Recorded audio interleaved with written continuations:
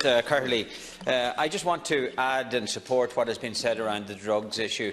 And particularly the insight given by Senator Ruane in relation to her own experience. It's an issue that is plighting every small town in rural Ireland as well as it is in Dublin. My own area is no exception, and I do feel that this week it's worth mentioning the late PJ Blake, who died in Letterkenny, a former town councillor, was buried there this week, who was an advocate all his life around the need to tackle the drugs issue in our small and regional towns.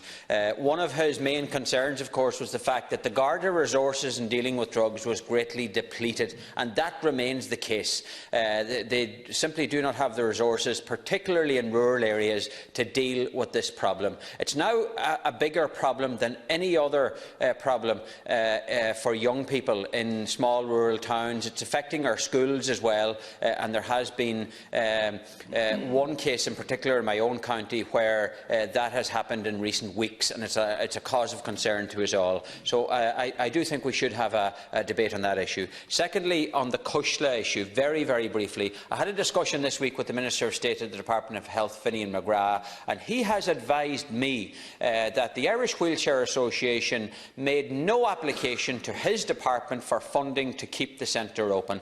Councillor Tony Ward, for instance, who is a member of the HSE Forum in Roscommon, has been raising this issue. It's time that the Irish Wheelchair Association are taken to account on this issue, and I would appeal to them to apply to the Department of Health and the HSE for the required funding, because I am informed that if an application were to be made, that the Minister would look favourably on such an application. So it's time that the truth and clarity was brought to bear on this particular case. Thank you. Thank you, Senator.